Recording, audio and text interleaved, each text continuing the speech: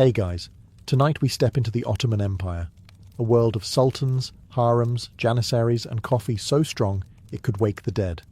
So before you get comfortable, take a moment to like the video and subscribe, but only if you genuinely enjoy what I do here. And let me know in the comments where you're tuning in from and what time it is. It's always fascinating to see who's joining us from around the world. Now dim the lights, maybe turn on a fan for that soft background hum, and let's ease into tonight's journey together. You open your eyes and immediately you're disappointed. No marble halls, no golden domes, no silk curtains. Instead, you're lying on a straw mat in a drafty room that smells like damp wool and goat. If you're a peasant, which statistically you are, your palace consists of 4 mud walls, a smoke-stained ceiling, and livestock that act like they pay rent. The family goat is chewing on your only shirt. You sigh. Welcome to the Ottoman Empire. But maybe you think, I'll aim higher. I'll be a janissary.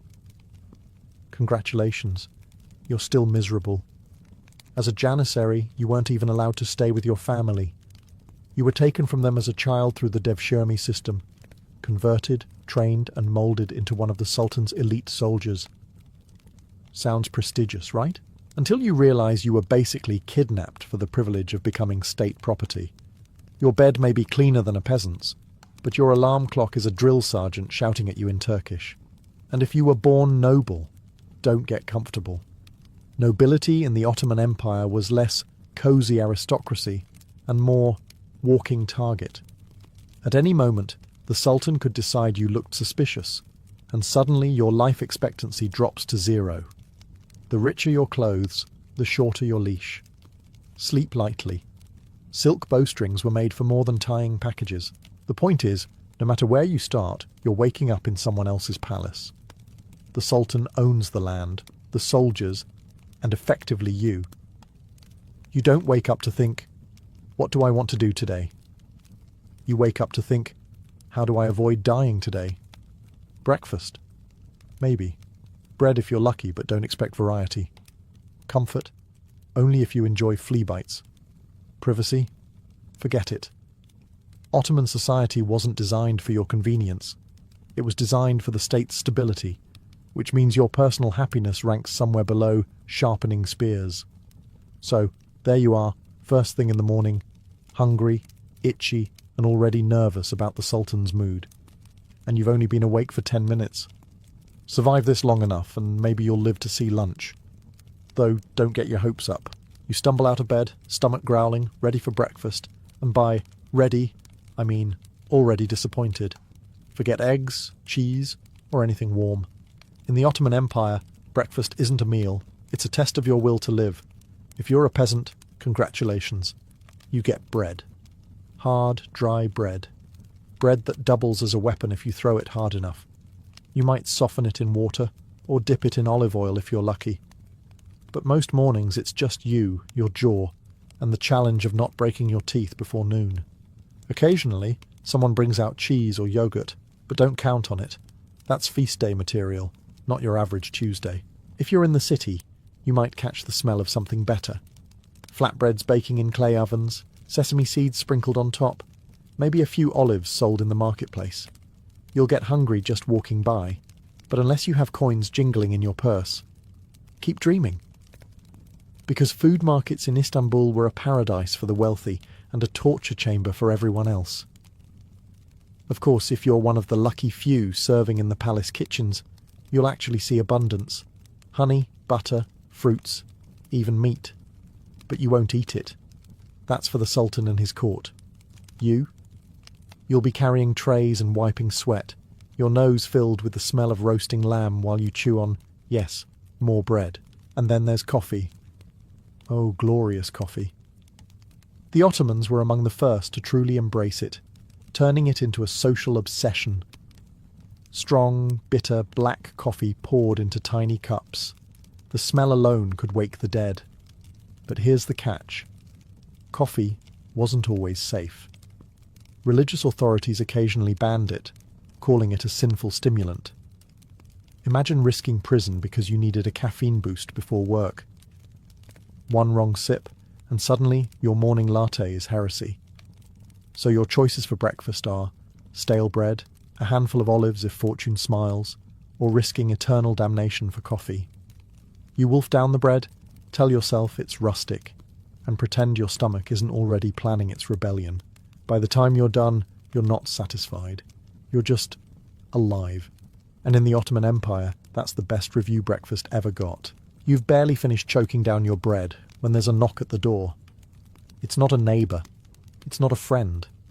It's the Ottoman tax collector, the medieval version of a debt collector, except scarier and with the full weight of the empire behind him. Taxes in the Ottoman Empire were like the weather, unavoidable and rarely pleasant. You pay for your land, your crops, your animals.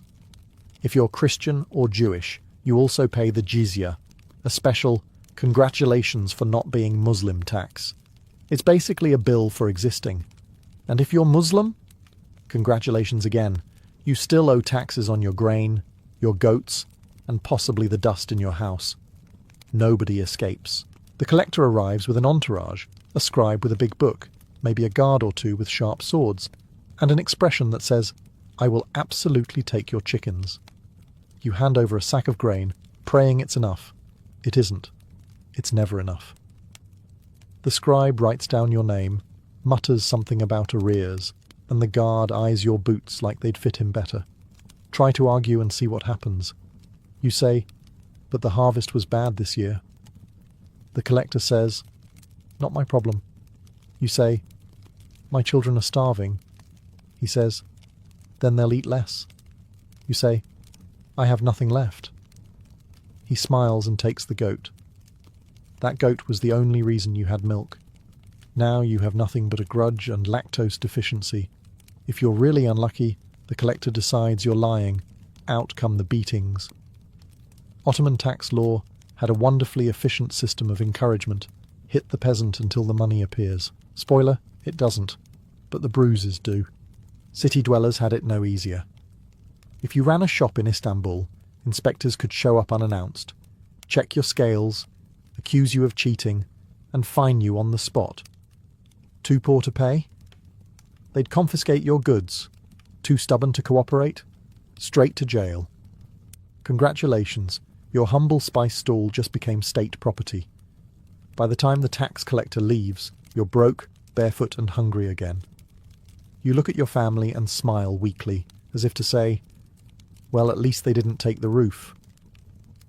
The roof leaks, but hey, small victories. It's not even noon yet, and the Ottoman Empire has already reminded you who's boss. Spoiler, it isn't you. You've survived breakfast and the tax collector, but now comes the next joy of Ottoman life.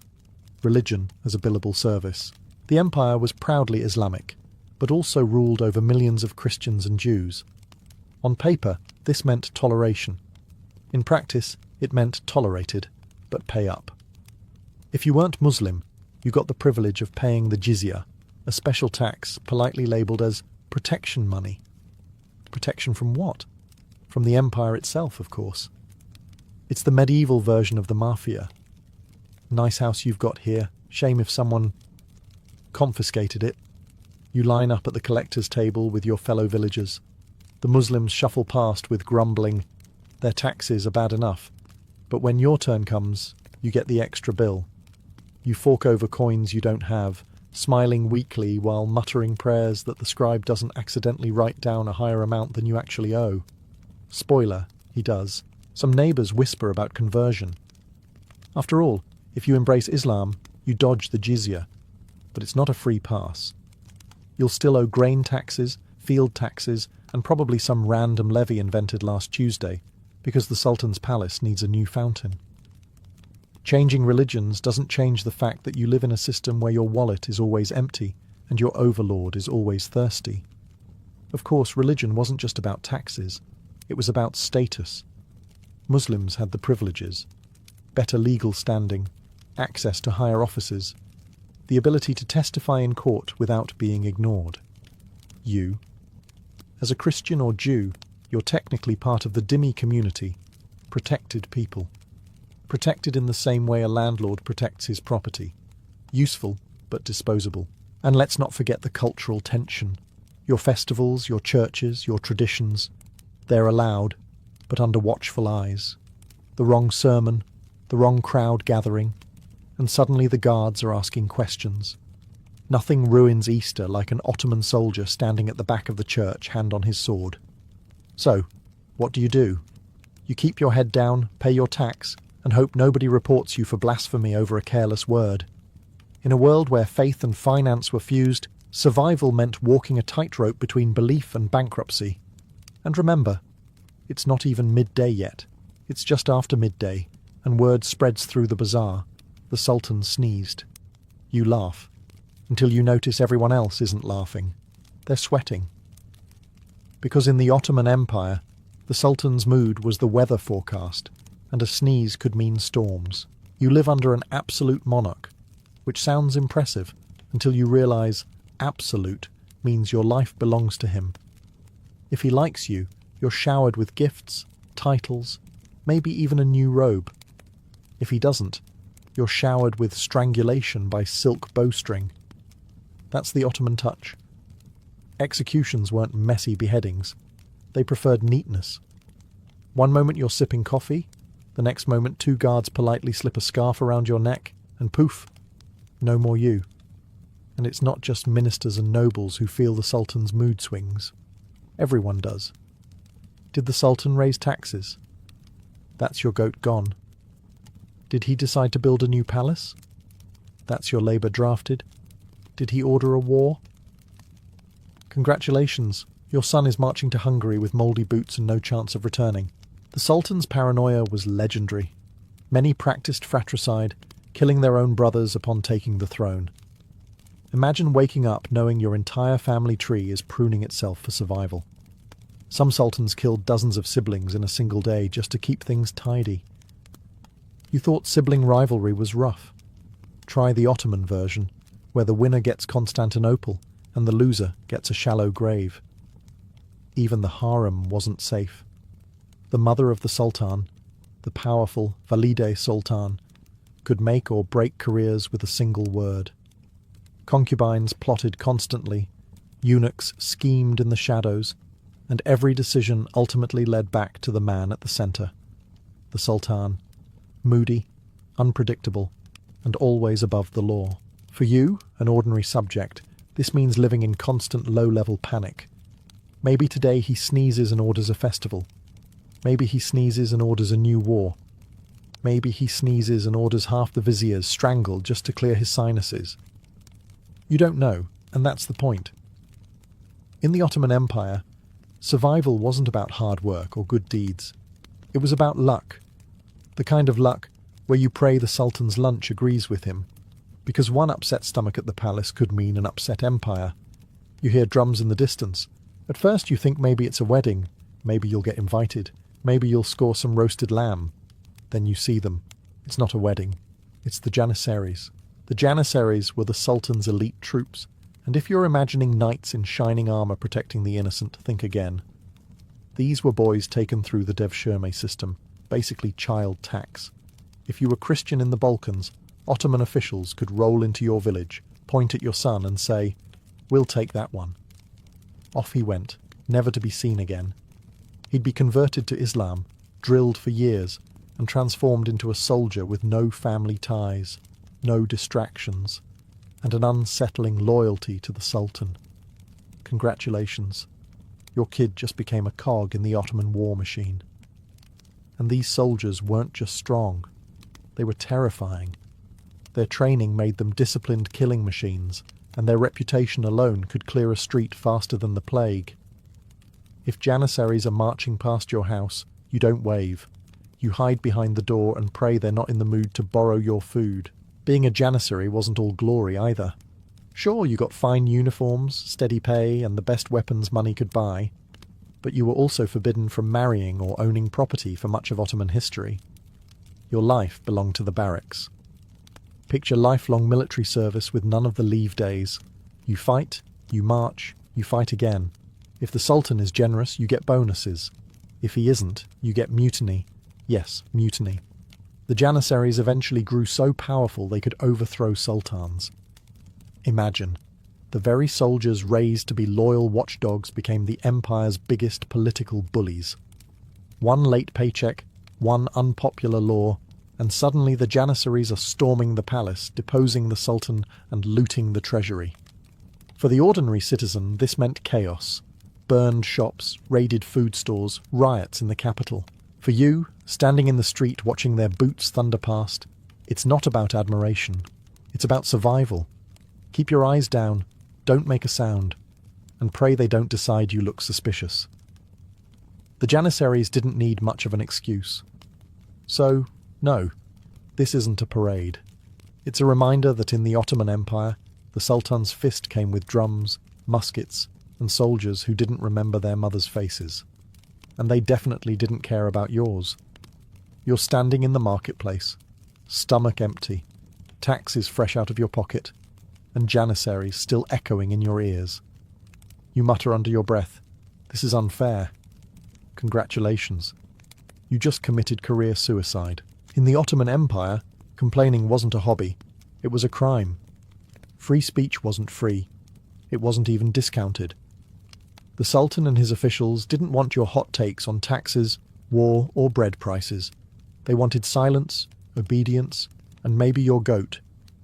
One careless complaint could brand you a rebel, a heretic, or worse, a traitor. And traitors didn't get warnings. They got silk bowstrings.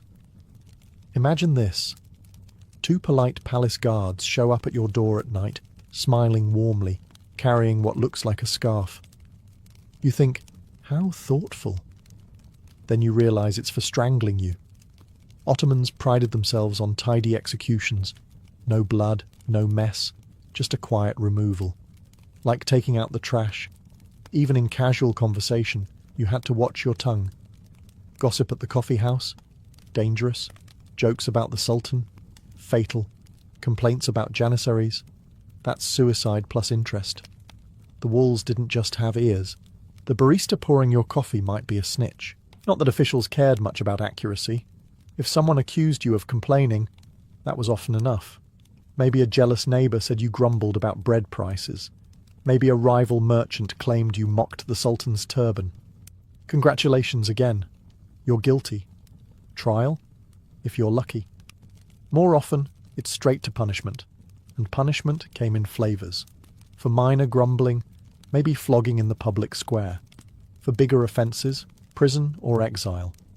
For the unlucky, that's you. Execution. Public, preferably. Nothing teaches loyalty faster than watching someone else's head roll while you chew stale bread. So, you learn to keep your mouth shut. You nod at officials, smile at guards, and say things like, "Yes, the tax system is very fair," while your insides scream otherwise. Survival means becoming fluent in hypocrisy.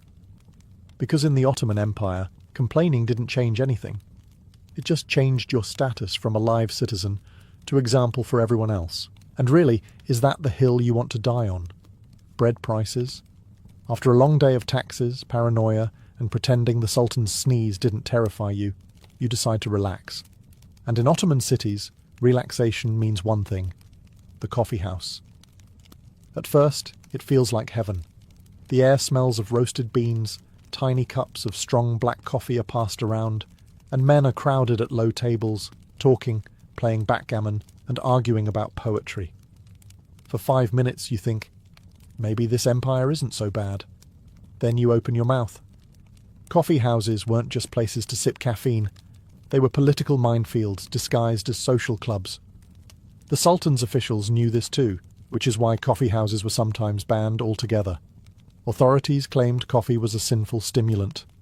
Translation: we don't like you peasants getting together and sharing ideas. Because once people with empty stomachs start gossiping about empty treasuries, rebellions usually follow. So, you sip your cup carefully. The man across from you jokes, "The Sultan spends more on turbans than soldiers." Everyone chuckles nervously, including you. Congratulations, you've just been implicated in treason. If the wrong ears heard that, you'd all be rounded up faster than the dice on your backgammon board. And those wrong ears are everywhere. Spies loved coffee houses. It was the perfect setup. Pour a cup, sit quietly, and collect gossip. The Sultan didn't need newspapers when he had an army of tattletales listening to peasants complain about bread, taxes, or the latest war. If your name ended up in their notes, good luck convincing anyone you were just kidding. Humour didn't exist in Ottoman law. Even when coffee wasn't banned, the authorities raided shops at random. Guards could storm in, flip tables and drag out the loudest talkers. One day you're sipping coffee, the next you're being interrogated in a dark cell about why you laughed too hard at a satirical poem. So, you sit quietly, stirring your drink, trying not to look suspicious. But in the Ottoman Empire, silence could be suspicious too. If you weren't complaining, maybe you were plotting. If you were complaining, you were definitely plotting. Either way, you lose. You finish your cup, thank the host, and shuffle home, paranoid that half the room is following you. That's the Ottoman coffee house, a place where you went to wake up, but often ended up never waking up again. You've heard the rumours. The Ottoman imperial harem, a paradise of silk, jewels and women lounging around in luxury. You picture fountains, music, and maybe grapes being fed to you. Wrong. Very wrong. Let's say you're a concubine. You weren't invited here. You were brought. Maybe captured in war. Maybe sold by your family. Maybe gifted to the Sultan like some bizarre fruit basket. You're dressed in fine clothes now, yes, but those clothes are also prison uniforms. The harem is not freedom. It's a gilded cage with better curtains. Your day begins with lessons, music, embroidery, and etiquette. Then more lessons, politics, languages, and how not to get murdered by rivals. Because here's the catch. You're not competing for fun. You're competing for survival. The Sultan may choose you, or he may never look your way. If he does, congratulations. Your status skyrockets. If not, you're just another face in a crowded room, waiting for time to swallow you whole. And the politics? They're brutal. Every concubine is scheming, whispering, bribing eunuchs, or slipping questionable herbs into rivals' food. One wrong move, and you don't just lose the Sultan's attention. You lose your life. Some concubines were retired to remote cloisters, which is a nice way of saying, enjoy loneliness until you die. Others ended up poisoned, strangled, or simply gone. Then there's the Valide Sultan, the Sultan's mother. She runs the place like a CEO with zero tolerance for nonsense. One word from her, and your future is sealed. She can make you Queen Mother, or she can make you yesterday's ashes. Best to stay on her good side, which is tricky since she doesn't actually have one. And don't think being a eunuch is better. Sure, you get to live in the palace, but only because you've been permanently disqualified from certain activities. Your job is guarding women who resent you, serving masters who distrust you, and enforcing rules you secretly wish didn't exist. You're less a person and more a lock on a door. So no, the harem isn't the fantasy paradise of paintings and legends. It's politics, poison and paranoia dressed up in silk robes. You thought it was sexy. Turns out it's just survival with better furniture. After watching the harem eat itself alive, you decide maybe politics is safer. You think, I'll be a vizier, wear fancy robes, make important decisions. Easy money. Spoiler, you won't last 5 minutes. The Ottoman bureaucracy was enormous, a labyrinth of scribes, ministers, judges, and advisors. On the surface, it looks impressive. Men in turbans scribbling on scrolls, stamping documents, looking important. But underneath, it's a minefield. One wrong suggestion, and you're not promoted, you're executed. Let's say you make it into the divan, the imperial council. You sit across from the Grand Vizier himself, the Sultan's right-hand man. Everyone whispers that he's basically the second most powerful person in the empire. What they don't mention is that second most powerful also makes him first most replaceable. Grand Viziers were strangled so often it was practically part of the job description. You could spend 20 years clawing your way to the top and still end your career with a bowstring around your neck. And don't think you'll survive by playing it safe. If the Sultan asks, should we invade Hungary again? You can't say, Maybe wait, sire. No. You smile and say, "Brilliant idea, Your Majesty," while mentally drafting your will.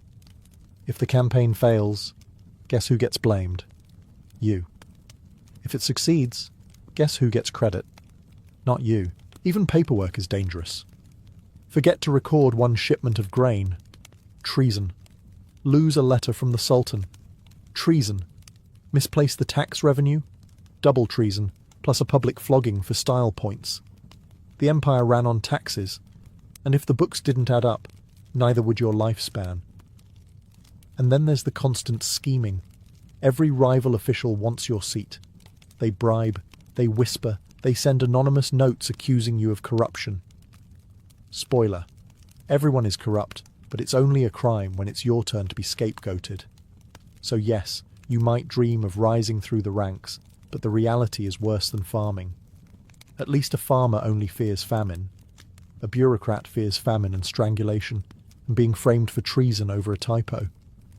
By the time you've survived 1 week in the Ottoman bureaucracy, you'll be begging to go back to your goat and your crumbly bread. At least goats don't stab you in the back, figuratively anyway. You gave up on politics, so you head back to the fields. Farming, simple, honest work, right? Wrong. In the Ottoman Empire, farming is basically legalized suffering, where you work yourself into the ground and then hand most of the harvest to people who never touched a plough in their lives. You wake before dawn, muscles already aching, and drag yourself into the fields. Wheat, barley, grapes. Whatever you're growing, it's not yours. It belongs to the Sultan, or the local Sipahi, a cavalryman with a land grant who shows up once in a while to remind you of your place. You're technically the tenant, which is a polite way of saying free labour with rent attached. Your day is back-breaking, ploughing with wooden tools that snap more often than they work, sowing seed while praying for rain, harvesting under the sun until your skin feels like leather. And just when you think you've produced enough to feed your family, the taxman arrives. He takes the first share. The landlord takes the second. The army might take the third. By the time it's your turn, you're lucky if you get a sack of barley and some shriveled onions. And heaven forbid there's a bad harvest. Drought, locusts, flood. Too bad. The taxes don't shrink.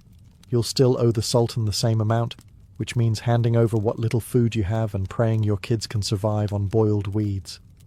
If you're really desperate, you'll steal from your own fields at night just to feed your family, which is ironic, since it's technically your food in the first place. Farm life doesn't come with peace either. Armies tramp through fields on their way to war, trampling your crops into mud. Bandits raid villages, stealing what's left. Disease spreads every summer, thinning your workforce. And you can't exactly call HR about unsafe working conditions when HR is a mounted soldier who thinks your suffering is adorable. By winter, survival means rationing mouldy bread and hoping spring comes before your children start chewing on furniture. And if you somehow make it to the next harvest, congratulations. You get to do it all over again. So yes, farming in the Ottoman Empire was simple. Simple in the sense that it simply broke your body, stole your food, and left you with just enough energy to regret being born. You've had enough of farming, so maybe the army will be better. At least as a soldier, you'll get food, pay, and some respect, right? Wrong. In the Ottoman Empire, military service meant endless marching, endless suffering, and pay that arrived late, if at all. You're handed a musket or a spear, depending on how valued you are. Spoiler, you're not valued. Your boots are thin leather that fall apart halfway through your first campaign. By day 3, your feet look like boiled meat. By day 10, you're praying for amputation. The marches go on forever. The empire stretched from Hungary to Arabia, which means you're expected to walk across entire continents like it's no big deal. Rain? You keep walking. Snow? You keep walking. Desert heat melting your eyeballs? Keep walking. If you collapse, nobody carries you. You just become scenery for the next unlucky recruit. And the food? Imagine stale bread so hard you could use it as a weapon. Add a handful of dried chickpeas, maybe a thin soup that tastes suspiciously like boiled sock water. If you're lucky, there's meat, but only if the quartermaster didn't sell it to a tavern on the side. Spoiler again, he did. Then there's the discipline. Complain about the conditions, and the janissary sergeant smacks you. Complain louder and you're whipped. Complain too much, and you're executed for undermining morale. Nothing says team spirit like watching your buddy get strangled because he dared to say the bread was mouldy. And when you finally reach the battlefield, you realise the march was the easy part. You're shoved into the front lines against armoured knights, cannon fire, or angry peasants with pitchforks who'd rather die than pay Ottoman taxes. The janissaries behind you make sure you don't run. It's not bravery keeping you in formation. It's the knowledge that you'll be killed faster by your own side than by the enemy. Even victories aren't sweet. If you win, you get maybe a few coins, some loot, and a new pair of boots, which fall apart just as quickly as the last ones. If you lose, you don't come back. Simple as that. You think to yourself, maybe I'll bend the rules a little. Everyone else does. Bad idea. In the Ottoman Empire, crime and punishment wasn't a legal system. It was a horror show with better costumes. Let's say you steal something small, like a loaf of bread. In modern times, maybe you'd get a slap on the wrist. In the Ottoman Empire, you're about to lose the whole hand. Theft was met with amputation. Neat, tidy, and effective. After all, it's hard to steal again when you can't hold anything. What if you lied in court? Simple. Flogging. Public, noisy, humiliating flogging. The idea was that pain builds character, but mostly it just builds scars. And if you were caught cheating in the marketplace, inspectors didn't just fine you. They could nail your ear to your stall as a warning. Congratulations. You're now part of the shop's decor. Bigger crimes, like treason, required bigger drama. Forget long speeches or drawn-out trials. The Ottomans had a favourite method: strangulation with a silk bowstring. Why silk? Because blood was messy, and the Sultan liked things neat. Imagine two smiling palace guards politely wrapping silk around your neck. No guillotine, no axe, just luxury suffocation. Blasphemy? That could get you burned or exiled, depending on the mood of the court. Insult the Sultan? Immediate death. Accidentally bump into the wrong janissary in the street? Also possibly death. Honestly, in the Ottoman Empire, everything felt like it could get you killed. You could probably die for sneezing too close to a mosque on a Friday. And then there were examples. Sometimes punishments weren't about justice at all. They were about spectacle. A thief might be paraded through the streets before execution, a rebel's head might be displayed on a spike, and traitors were sometimes buried alive. Nothing says, "Don't try this at home," like a body rotting on the city gates. Of course, punishments weren't always fair. Bribe the right official, and your crimes disappeared. Annoy the wrong official, and suddenly you're guilty of crimes you didn't commit. The system was less rule of law, and more roulette with your life as the bet. At last, the sun sets. You survived the taxes, the gossip, the Sultan's sneeze, and even the janissaries stomping through town. You flop onto your straw mat, desperate for rest. Surely, finally, you'll get a moment of peace. But no, just as your eyelids droop, the drums begin. War drums, parade drums, ceremonial drums. In the Ottoman Empire, there was always a drum. The janissaries loved them. The palace loved them. Even the neighbourhood loved them, because nothing says relaxing evening like a pounding rhythm that reminds you your life belongs to the empire. You pull a blanket over your head, but it doesn't help. The drums echo through every alley, bounce off every wall, and lodge themselves in your skull. You can't sleep through them.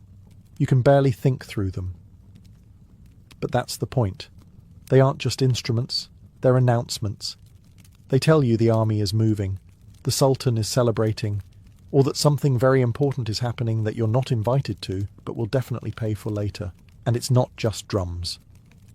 The muezzin calls to prayer echo 5 times a day, including before dawn. The markets never shut up. Even the neighbour's goat seems to be rehearsing for a solo. Ottoman cities were alive, yes, but alive in the sense of never shutting up, ever. Maybe you think, fine, I'll move to the countryside. It's quieter there. Wrong. Out in the villages, you're haunted by different sounds. Wolves in the woods, soldiers marching past on campaign, or the tax collector's horse approaching in the dead of night. The only quiet you'll hear is when your food runs out and your stomach growls louder than anything else. So, you toss and turn. Every creak of wood makes you think of guards. Every beat of the drum makes you wonder, war, a festival, another sultan's sneeze that turned into a national event. You don't know, and that's the worst part. The uncertainty. By morning you haven't really slept. Your back hurts, your eyes sting, and your mind races with paranoia. You're not refreshed. You're just more tired, more anxious, and somehow hungrier than the night before. In the Ottoman Empire, even sleep wasn't a guarantee. It was another battle you usually lost. The sun rises again, though you swear you never slept. Your body aches from lying on straw, your stomach growls because bread isn't food, and your nerves are fried from the endless war drums that pounded through the night. Congratulations. You've officially survived one day in the Ottoman Empire. Except you haven't, really, because now the cycle starts all over again. The tax collector could knock any minute, demanding the chicken you don't even own. If you mutter a complaint, a neighbour might report you for treason. If you stumble into a coffee house for comfort, one wrong laugh could get you accused of blasphemy. If you dream of joining the bureaucracy, don't. You'll just end up strangled with silk for writing the wrong word on the wrong piece of paper. Even farming, the safe job, is just legalised starvation dressed up as honest labour. The army is worse. Endless marches, rotten boots, stale bread, and maybe a heroic death in Hungary if the enemy doesn't kill you first. The Sultan. You never know if his sneeze means a holiday or your execution. The harem. That's not a dream. It's a nightmare with better wallpaper. And sleep? Forget about it. Between the prayers, the drums, the soldiers, the gossip, and your own stomach making noises like a dying goat, rest is just another fantasy. You might as well stay awake all night. It won't make you feel any worse. By now, you've realised the truth. The Ottoman Empire wasn't built for you. It was built for the Sultan, the army, and the bureaucracy that squeezed you like a lemon until there was nothing left to give. You're not a citizen. You're a resource. A very tired, underfed, paranoid resource. So, when the morning light creeps through the cracks in your wall and you drag yourself up for another round of bread, taxes and fear, you know deep down you wouldn't last another day. Honestly, you barely survived this one. Life in the Ottoman Empire wasn't about living. It was about avoiding death long enough to hand over your last goat. And odds are, you already failed. So yes, the history books talk about glorious palaces, mighty armies and golden ages. But you? You're just the exhausted peasant in the footnotes. Step into a medieval castle and you'll find grandeur in the great hall. Tapestries hanging on stone walls and soldiers standing at the ready. But eventually, someone had to ask the most practical of questions. Where did everyone go to the toilet? The answer, at least for the wealthy, was the garderobe, a small chamber built into the castle walls, usually overhanging a moat or ditch. To the medieval mind, this was considered a convenience bordering on luxury. A garderobe wasn't a toilet as we think of it today. Instead, it was a stone or wooden seat with a hole cut into it, leading directly down the outer wall. Whatever you left behind dropped straight into the moat, a pit, or sometimes onto unsuspecting invaders. That's right. Castles didn't just use their toilets for hygiene. They occasionally turned them into part of their defence system. An enemy scaling the wall might suddenly be greeted with a less than chivalrous welcome from above. Inside, the garderobe was hardly glamorous. There was no privacy to speak of, just a narrow chamber, often dark and cold, with a draught creeping in from the chute below. In fact, garderobe literally comes from the idea of guarding clothes. People would hang cloaks inside, believing the foul air helped keep fleas and moths away. So while you relieved yourself, your garments were supposedly being purified by the stench. Practical? Perhaps. Pleasant? Absolutely not. The smell was constant, and the sanitation questionable. Waste didn't just vanish, it collected below, sometimes making the moat a foul-smelling cesspit. During sieges, when waste disposal became impossible, the odour could grow unbearable, and disease could spread quickly. Imagine knights preparing for battle while holding their noses against the stench rising from their own castle walls. Still, compared to peasants who squatted in fields or shared communal pits, a garderobe was a step above. For nobles, it meant a designated space, private enough, sturdy enough, and even useful as part of the castle's architecture. It was both a privilege and a reminder that medieval luxury often came with a side of filth. In the end, the garderobe was less about comfort and more about function. It symbolised how medieval society dealt with life's most basic need, not by eliminating the problem, but by dropping it on the other side of the wall and hoping it stayed there. If the garderobe was the castle's version of high-class sanitation, then communal privies were the reality for townsfolk and peasants. Forget privacy. In the Middle Ages, using the toilet was often a shared experience, and that meant sitting shoulder to shoulder with your neighbours. These privies were essentially long benches with multiple holes carved in a row, built over pits or streams. Some could seat a dozen people at once. Conversation wasn't just possible, it was almost unavoidable. The logic behind communal privies was straightforward. In growing medieval towns, thousands of people lived within cramped walls. There simply wasn't space for each household to dig its own latrine. Instead, city authorities built large shared facilities, sometimes maintained by guilds or even monasteries. In fact, monks were among the first to organise such spaces, building long stone-lined latrines that emptied into flowing water. Sanitation may have been the goal, but the outcome wasn't always pleasant. Imagine the smell of dozens of people using the same pit every day, combined with the lack of proper cleaning.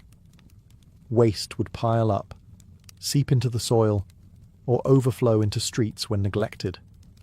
During rains, runoff could carry filth into wells or rivers, contaminating the very water people drank.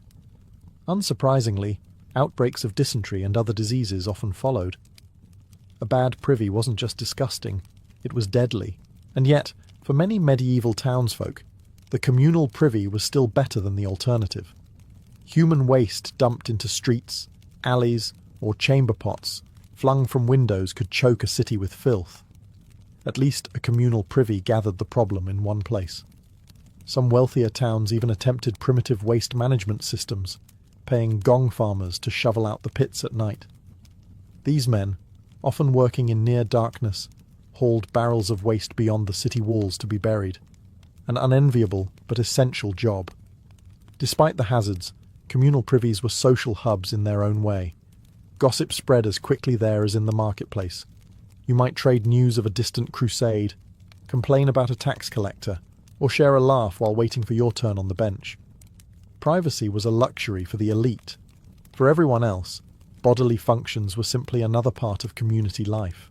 Crude as they were, these privies reflected the medieval balancing act between necessity and practicality. A reminder that when survival took priority, even sanitation became a public affair. If castles had garderobes and towns had communal privies, the average medieval street was still the final destination for much of Europe's waste. The truth is, sanitation systems were inconsistent, and for many, the simplest solution was to throw it all out the window. Chamber pots were the most common household toilet. At night, you did your business, and in the morning, you or your servant would toss the contents into the street with a quick warning cry. In France, gardez-l'eau. Watch out for the water. Few people listened, and fewer dodged in time. The result was a stinking mixture of human waste, animal manure, food scraps, and whatever else people discarded. Streets often doubled as open sewers, with runoff slowly trickling down toward rivers or ditches. In wealthier towns, some streets had shallow stone channels designed to carry waste away, but these were rarely cleaned, and the stench lingered year-round. Imagine walking through a crowded market while carefully avoiding puddles of filth underfoot. That was daily life in medieval cities. The situation worsened because animals shared the streets. Horses, oxen, donkeys and pigs all left behind their own contributions. By some estimates, the dung of a single horse could pile up to over 10 pounds a day. Multiply that by dozens of animals moving through a busy street, and it's easy to picture why sanitation became a nightmare. Shoes weren't just for style. They were shields against disease. Authorities tried to fight back. City councils issued regulations, fining citizens for tossing waste too carelessly or for letting pigs roam free. Some towns even appointed officials to supervise street cleaning. Yet enforcement was patchy, and medieval infrastructure couldn't keep up with the growing population. Public health crises like outbreaks of dysentery, typhoid and plague thrived in these conditions. The Black Death itself spread partly due to unsanitary streets, where rats and fleas found perfect breeding grounds. Despite the filth, people adapted. Wooden walkways sometimes ran along the worst-smelling alleys, and wealthier households hired servants to discreetly dispose of waste in fields outside town. But for the majority, stepping outside meant confronting the unavoidable reality of a city that smelled as much of life as of death. The medieval street wasn't just a place of commerce and community. It was also a reminder that sanitation, or the lack of it, shaped everyday survival. While city streets stank and castles relied on their drafty garderobes, monasteries stood out as some of the cleanest spaces in medieval Europe. Monks may have devoted their lives to prayer and study, but they also understood the very practical importance of sanitation. A monastery was a self-contained world, with its own water supply, kitchens, dormitories, and yes, toilets. These weren't simply for convenience. They reflected a belief that cleanliness was linked to godliness. Many monasteries built long, stone-lined latrines, often called reredators, attached directly to the dormitory. Picture a row of wooden seats over a running water channel, designed so that waste was carried away downstream. Compared to the foul pits of towns, this was a remarkable innovation. Monks could relieve themselves in relative privacy, while water flow kept the facilities from becoming unbearable. In fact, some orders like the Cistercians became famous for their advanced use of water engineering, diverting streams not only for toilets, but also for mills and fish ponds. Of course, clean is relative. While monasteries had a better system, the smell didn't vanish, and disease still lingered in close quarters. Still, compared to the chaos outside the cloister walls, monasteries were sanitary havens. Their systems even influenced later medieval urban planning, as towns sought to imitate monastic waterworks for public use. Sanitation in monasteries wasn't just practical, it carried a moral weight. Monks believed that idleness was dangerous for the soul, and cleanliness was a form of discipline. Maintaining the reredator, sweeping cloisters, or ensuring water channels were clear all became acts of service to God. The physical act of keeping waste away symbolized spiritual purification. Interestingly, monks had to follow strict rules about when and how they used the latrine.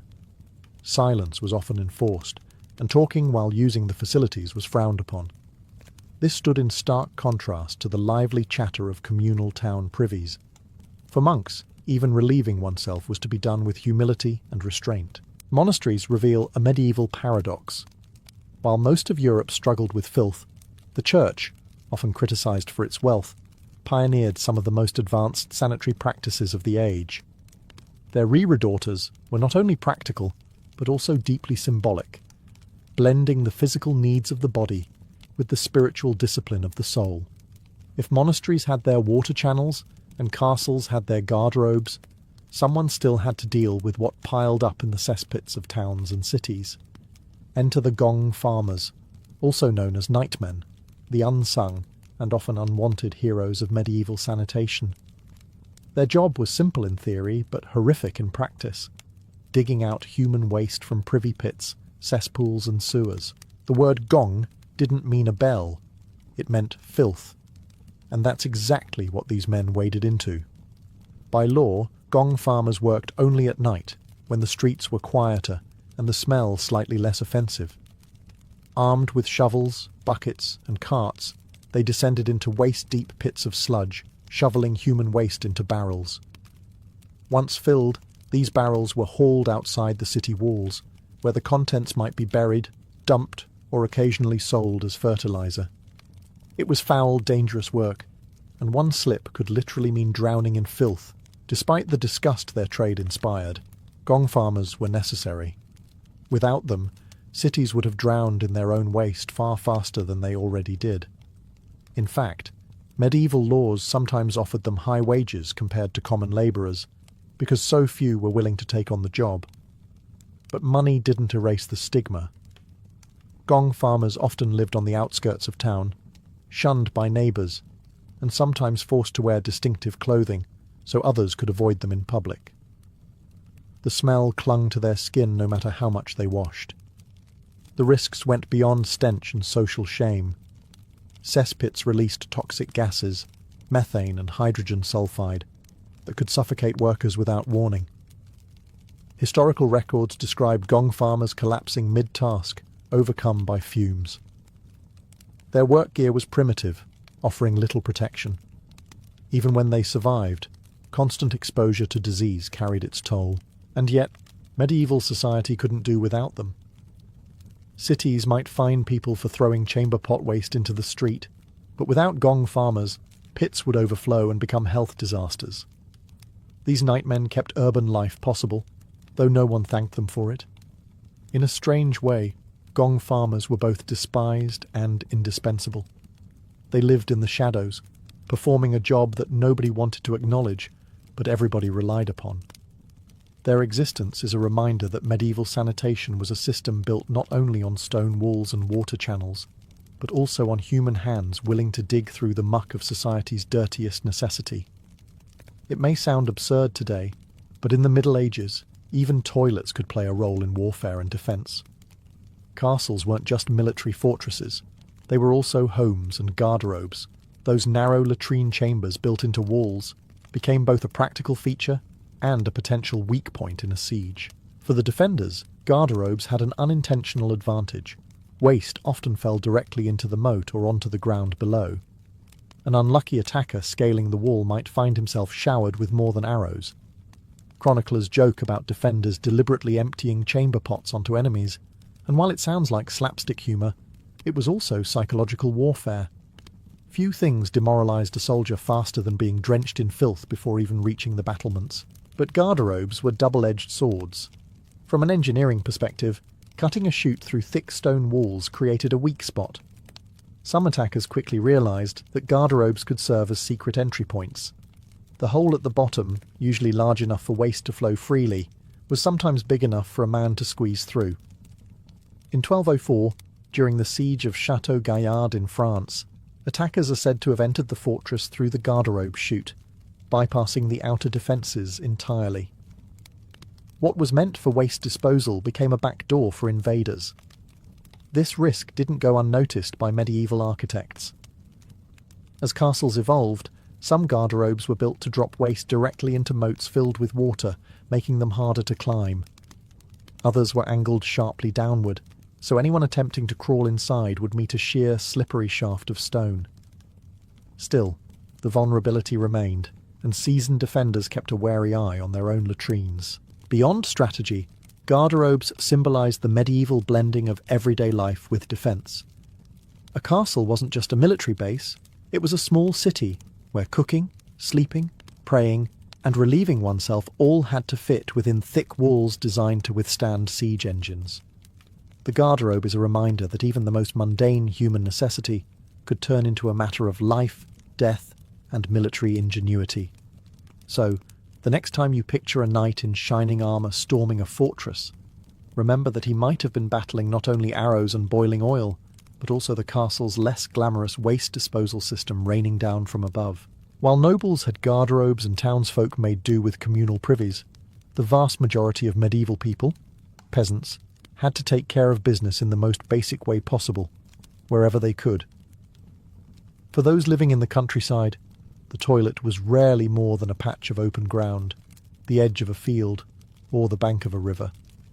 Nature itself served as the medieval peasant's restroom. A common practice was to squat in fields, especially those not currently used for crops. In some cases, waste wasn't just discarded, it was deliberately left to act as fertilizer. This was risky, of course, since untreated human waste could spread parasites and disease, but with little scientific understanding of hygiene, peasants often saw it as simply part of the cycle of life. Livestock manure was already used for enriching soil, so human contributions weren't viewed much differently. Rivers and streams offered another option: easy, quick, and free-flowing. Waterways carried waste away, but they also carried it into the same streams where peasants washed clothes, fetched water, or bathed. The line between clean and dirty water was blurry at best, and outbreaks of disease often followed. Yet to a medieval villager with no access to organised sanitation, this was the only practical solution. Makeshift latrines also existed. A shallow pit might be dug near a home and covered once full, but this required effort and space, which not all peasants had. More often, people simply relieved themselves outdoors, sometimes in the company of neighbours. Privacy was a luxury. The idea of needing a locked door or a personal chamber for such things was foreign to most rural folk. Despite the filth, peasants adapted with humour and resilience. Folk sayings and jokes about bodily functions were common, perhaps as a way of making light of a daily necessity. Children, unsurprisingly, were often tasked with emptying chamber pots if the household had one, a chore as dreaded then as it would be now. Peasant sanitation reflects a truth often overlooked. While castles and monasteries left behind stone ruins and records of innovation, most of medieval Europe relieved itself in fields and rivers, leaving little behind but a story of practicality over comfort.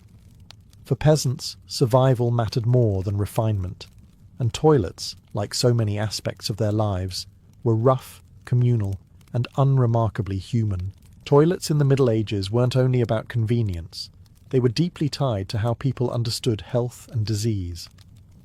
Medieval medicine revolved around the theory of the four humours: blood, phlegm, yellow bile, and black bile. Physicians believed that sickness came from imbalances in these fluids, and waste leaving the body was considered a vital sign of whether balance was being maintained. In other words, excrement was both feared and studied.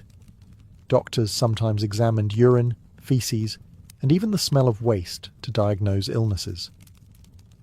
Uroscopy, the examination of urine, became an entire field of study. Physicians carried charts of colours and textures, comparing samples in glass flasks.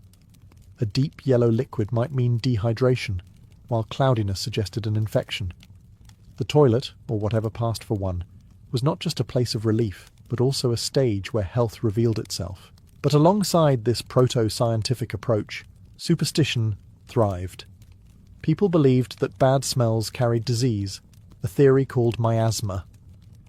Since privies and cesspits were among the foulest-smelling places, they were often blamed for outbreaks. Communities burned herbs or carried scented flowers to ward off bad air. While miasma theory was incorrect, it wasn't entirely useless. At least it encouraged efforts to mask or avoid filth. Superstitions went further. Some thought that demons lurked in latrines, ready to strike when a person was most vulnerable.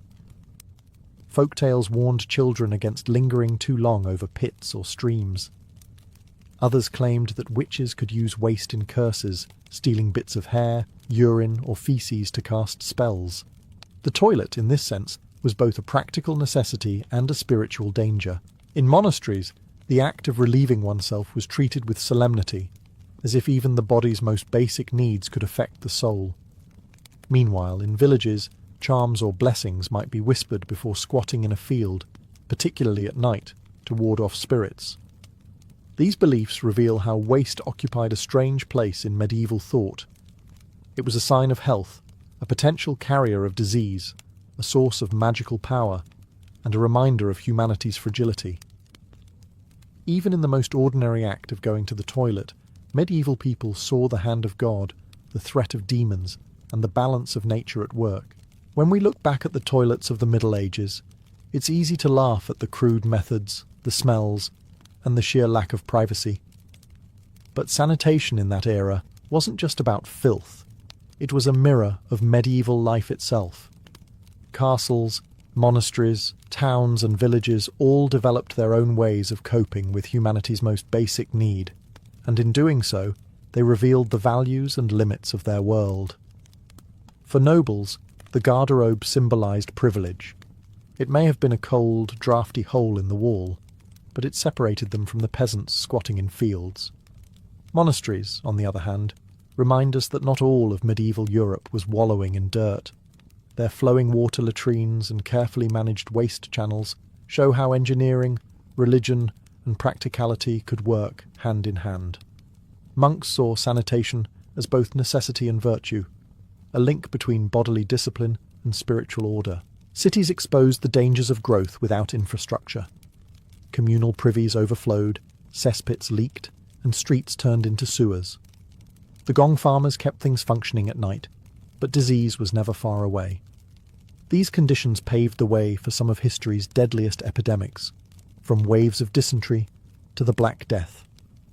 In this sense, toilets, or the lack of them, shaped the fate of entire populations. Peasant practices, too, remind us of medieval resilience. Fields doubled as toilets, rivers carried away waste, and humour softened the indignity. For them, sanitation was never about luxury. It was about survival, practicality, and making do with whatever nature provided. The legacy of medieval toilets lies in their paradox. They were both ingenious and crude, both practical and hazardous. They served as weapons in sieges, tools of diagnosis for physicians, and sources of superstition for villagers. Sanitation was never just about cleanliness. It was about how people understood the body, society, and even the soul. In the centuries that followed, many of these systems would evolve into early modern sewers and public health reforms. But in the Middle Ages, toilets were a messy, unavoidable reminder that no matter your rank, faith, or fortune, everyone shared the same human reality. Castles, monasteries, towns, and villages all smelled the same truth. Sanitation was civilization's constant struggle. When we think of the Bronze Age, most people picture warriors with bronze swords, farmers tilling fields, or the rise of early cities. But tucked into the story of this era is another innovation, one just as important to human history: the discovery of fermentation. Long before medieval monks perfected beer in cloisters or Vikings raised horns of mead, Bronze Age people were already crafting intoxicating brews that bound their communities together. Archaeologists didn't learn this from ancient texts, since most Bronze Age societies left none. Instead, the secrets came from chemistry. Residue analysis of pottery jars and drinking vessels has revealed the fingerprints of barley starch, wild yeast, and honey sugars. These weren't accidental spills. They were the remnants of early brewing experiments, proving that Bronze Age people understood, at least in practice, how to harness fermentation. But what exactly did their drinks taste like? Forget the golden, filtered beers of today. Bronze Age beer was thick and cloudy, more like a liquid bread than a refreshing lager. Grains were mashed and left to ferment in large communal vats. Sometimes honey or herbs were added, creating primitive mead or spiced ales. The result was mildly alcoholic, nutritious, and unpredictable.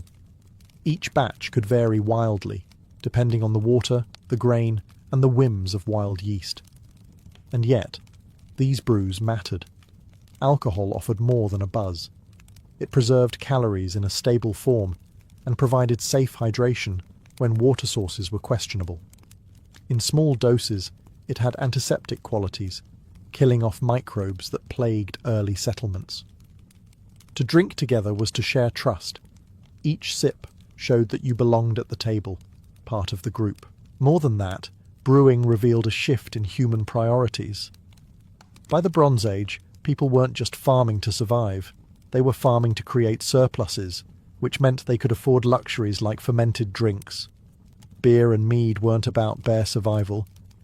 They were about culture, ritual, and even identity. To brew was to signal prosperity, to show that your community had enough grain to eat and enough left over to drink. So, While bronze weapons and ploughs might symbolize the technology of the age, the humble brewing jar tells another story. Civilization wasn't just forged in metal and fire, it was also fermented in clay pots, where grain and honey transformed into the first intoxicating drinks of human history. If Bronze Age brewing gave people their first intoxicating drinks, the feast gave those drinks a purpose. Across Europe and the Near East, archaeologists have uncovered vast communal halls and open-air sites littered with animal bones, drinking vessels, and fire pits. These were not everyday meals. They were carefully staged events, moments when communities came together to eat, drink, and reaffirm their bonds. A feast was more than just a party. It was a political tool. Chieftains and emerging elites used the abundance of food and alcohol to display their wealth and generosity. By slaughtering dozens of cattle or pouring out honey mead for all to share, they signaled that they had control over resources and that they could afford to give them away. Guests, in turn, were reminded of who held power. In a world without written contracts or governments, the feast was a living contract, sealed not with ink, but with wine, meat, and laughter. Alcohol played a central role in these gatherings. Drinking together blurred boundaries between rich and poor, host and guest. Anthropologists call this commensality, the act of eating and drinking together as equals. But make no mistake, equality had limits. Who sat closest to the host, who received the choicest cut of meat, and who drank first from the communal cup, all carried social meaning. Every bite and sip reinforced hierarchy, even while creating the illusion of shared unity. Feasts also carried ritual significance. In many cases, offerings of food and drink were made to gods or ancestors before the first cup was raised. Some vessels discovered in burial sites show that feasting continued even in death. To drink from a communal jar was to connect with both the living and the dead, weaving spirituality into intoxication. These events could last for days, filled with music, dancing, and storytelling around roaring fires. They weren't just entertainment, they were cultural glue. For communities spread thin across valleys and mountains, the feast was a chance to see distant kin, forge alliances, and gossip about who was rising or falling in status. In short, the Bronze Age feast was where politics, ritual, and pleasure met. It wasn't simply about filling bellies, it was about filling the social order with meaning, binding people together one drink at a time. If the Bronze Age feast was the stage, then its star performers were the ingredients that made early brews possible. Archaeology has shown us that Bronze Age people experimented widely with barley, wheat, honey, herbs, and even fruits to create their intoxicating concoctions. Each ingredient carried not just flavour, but also cultural weight. Barley was the backbone of most Bronze Age beers. It was hardy, adaptable, and produced the starches that yeast could easily convert into alcohol. Barley wasn't just food, it was a symbol of fertility and prosperity. To transform it into beer was to turn a staple crop into a luxury, proof that your community had more than enough to survive. Wheat, meanwhile, often made brews smoother and more palatable, though it was less common than barley. Honey was the ingredient that turned simple grain drinks into mead, one of the oldest and most widespread alcoholic beverages in the world. Honey carried special significance because of its rarity. Unlike grain, it couldn't be farmed on a large scale. It had to be gathered, often at risk, from wild hives. This made honey mead a drink of prestige, associated with ritual, sacred offerings, and the favour of the gods. To share honey mead at a feast was to declare abundance, generosity, and perhaps even divine blessing. Bronze Age brewers didn't stop there. Herbs and spices like juniper, yarrow, and mint were added to enhance flavour and potency. Some of these had mild psychoactive or medicinal effects, which blurred the line between drinking for pleasure and drinking for ritual. Each batch was unique, reflecting the local landscape and the brewer's own creativity. And then there were fruits. Traces of grapes, apples, and berries show that people were experimenting with fermentation wherever sugars could be found. These fruit-based drinks may have been seasonal specialties, tied to harvest celebrations and feasts marking the turning of the year. Taken together, These ingredients show that Bronze Age brewing was as much about symbolism as it was about taste. Grains represented the labour of farming, honey the gifts of nature, herbs the knowledge of healers, and fruits the cycles of abundance. Every sip was layered with meaning, transforming drinking into a ritual act that connected people not only with one another, but with the land and the divine forces they believed governed it. So, how did Bronze Age communities actually transform raw grain and honey into the intoxicating drinks that fueled their feasts? Unlike the precise science of modern brewing, the process back then was a mix of experimentation, tradition, and what we might politely call controlled accidents. Still, residue evidence and ethnographic parallels give us a good picture of how it worked. The first step was malting. Barley or wheat grains were soaked in water until they sprouted, activating enzymes that converted starches into sugars. Once sprouted, the grains were dried in the sun or lightly roasted, halting the process but leaving behind the sweetness needed for fermentation. In essence, Bronze Age people had discovered a natural chemistry trick without knowing the science behind it. Next came mashing. The malted grains were crushed and mixed with hot water, creating a thick, porridge-like mixture. This slurry was often heated in large clay or bronze vessels, sometimes with hot stones dropped in from the fire. The heat extracted more sugars, which would later feed the wild yeast. To our modern eyes, it might have looked more like cooking soup than brewing beer. Then came fermentation, the magical stage when microbes did the work. Unlike modern brewers, who had carefully cultivated yeast strains, Bronze Age brewers relied on the yeast that lived naturally on grains, honey, and in the air. They simply left the mixture uncovered for days, allowing wild yeast to settle in and do its work. The result was unpredictable.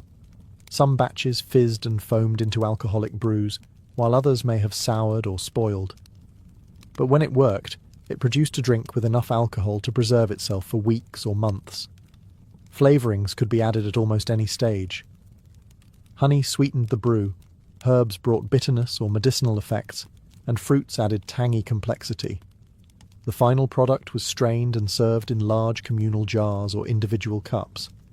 Archaeological finds suggest that long straws were sometimes used to sip from shared vessels, filtering out grain husks as people drank together. The process was far from exact, but that was part of its charm. Brewing in the Bronze Age wasn't about consistency, it was about community. Each brew was tied to the land, the season, and the skill of the brewer. Every feast brought a slightly new flavour, a slightly different buzz, and the shared joy of transforming humble crops into something extraordinary. If brewing was the craft, then the feasting hall was the theatre where the performance unfolded. Across Bronze Age Europe and the Near East, archaeologists have uncovered the remains of long timber halls, fire pits, and ceremonial enclosures where hundreds of people once gathered. These were the places where beer and mead were consumed, and where community, ritual and politics were stirred together as easily as grain in a mash pot. A feasting hall was more than 4 walls and a roof. It was a stage for power. Chiefs and rising elites used feasts to cement their status, and the architecture reflected it. The central hearth dominated the space, where fires roared, meat roasted, and shadows danced on the timber beams. Around it, benches and low tables were arranged, with the most honoured guests sitting closest to the fire and the host. The placement of bodies in the hall mirrored the placement of power in society. At these gatherings, food was plentiful, but drink was the unifying force. Large ceramic vats or bronze cauldrons, sometimes holding dozens of litres, were set up for communal drinking. Long straws allowed groups to sip together from the same vessel, creating a literal act of shared consumption. Imagine the spectacle. Warriors, farmers, and elders leaning in, faces lit by firelight, drawing the same liquid through carved reeds. In that moment, hierarchy blurred, and intoxication bound them as one. The hall was also a place of storytelling and memory-making. Bards recited genealogies and heroic tales, music echoed against the beams, and dancers stamped rhythms into the floor. The feasting hall wasn't just about calories and alcohol, it was about forging identity. To participate in the ritual of feasting was to declare, "I belong to this community, and this community belongs to me." Even in death, the importance of feasting was remembered. Some halls doubled as sacred sites, and feasting vessels have been found in elite burials. These were not just leftovers, they were deliberate symbols, ensuring that the dead carried the social prestige of the feast into the afterlife. In short, the feasting hall was a crucible of Bronze Age society. Here, brewing became politics, intoxication became ritual, and eating together became the glue that held entire communities in place. To understand Bronze Age feasting, we can't ignore the elephant in the room, or rather, the slurred words and staggering bodies. Intoxication wasn't a byproduct of these gatherings. It was the point. Alcohol loosened tongues, dissolved barriers, and created a shared sense of euphoria that could be harnessed for ritual, politics, and social cohesion. For many Bronze Age cultures, intoxication carried sacred meaning. It was more than just getting drunk. Fermentation itself seemed like magic, invisible forces transforming grain and honey into something that made people feel lighter, bolder, even closer to the divine. Drinking was often tied to ritual offerings, with cups raised to gods or ancestors before being shared among the living. In some traditions, alcohol was thought to thin the veil between worlds, allowing participants to commune with spirits or strengthen bonds with the dead. At the same time, intoxication had a clear political function. Leaders and chiefs used alcohol strategically, providing more than enough for everyone to drink deeply. When people were warm, full, and tipsy, they were more receptive to alliances, more likely to accept hierarchy, and less likely to rebel. The feast created a social contract, and intoxication was its seal. To drink the host's beer was to acknowledge their generosity, authority, and rightful place at the centre of the community. But drunkenness also carried risks. Too much drink could lead to violence, foolish boasting, or disastrous decisions. Archaeological sites sometimes reveal weapons alongside feasting debris, a sign that not every celebration ended peacefully. Stories passed down in later oral traditions warn of leaders who overindulged, making poor choices in the haze of drink. The line between sacred intoxication and dangerous excess was always thin. Alcohol also played a role in inclusion and exclusion. At some feasts, the best brews or the first cup went to elites, while others got weaker or watered-down portions. In this way, intoxication was controlled, ensuring that the powerful enjoyed its benefits more than the common folk. Even drunken equality had its limits. In the end, intoxication in the Bronze Age was never just about pleasure. It was about creating a heightened state, spiritual, social, and political, where communities could reinforce their values, leaders could demonstrate their power, and individuals could briefly escape the burdens of everyday survival. To be drunk together was to be bound together, for better or worse. Feasting in the Bronze Age wasn't only about filling stomachs or raising cups. At its core, these gatherings carried a ritual dimension, where food and drink became offerings to forces greater than the community itself. Archaeology has revealed not just bones and jars at feast sites, but also evidence of deliberate deposits. Whole animal remains, broken vessels, and pools of liquid poured into the earth. These were not accidents, they were sacrifices. For many Bronze Age cultures, animals were the most valuable resource a person could own. Cattle provided milk, muscle for ploughing, and prestige. Sheep gave wool and meat. Pigs fattened quickly for feasts. To slaughter one, especially a prized ox, was a costly choice. But in the context of a communal ritual, the act of sacrifice displayed generosity and devotion. The choicest cuts might be burned as offerings to the gods or ancestors, while the rest was shared among the living. The message was clear: prosperity was only possible with divine favour, and that favour had to be renewed through ritual. Alcohol also played a central role in these offerings. Libations, the pouring out of drink, appear again and again in the archaeological record. Bronze Age people would spill beer or mead onto the ground, into rivers, or over fire pits before drinking themselves. To waste precious drink may seem strange to us, but to them it was a symbolic act of sharing with unseen powers. The gods received the first sip, and only after that could humans join in. Feasting halls themselves sometimes became ritualized spaces. Broken cups and jars found deliberately buried under floors or near hearths suggest that vessels were not simply discarded, but killed ceremonially, perhaps marking the end of a feast or honouring ancestors. In burial mounds, feasting gear was placed with the dead, ensuring they would continue to dine and drink in the afterlife. These rituals blurred the line between religion, politics, and community. A feast wasn't complete until the gods had their portion, and in giving, leaders reinforced their own role as mediators between mortals and the divine. The sacrifice of food and drink became a statement. Our community is strong, our gods are honoured, and our future is secured. Thus, the Bronze Age feast was not just a party. It was a sacred drama, with every cup and carcass carrying meaning beyond the meal itself. For all the speculation about Bronze Age brewing and feasting, much of what we know doesn't come from ancient stories or written records.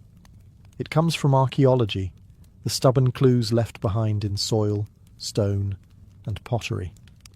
Every shard of a drinking cup or smear of residue in a jar is a whisper from a celebration thousands of years ago.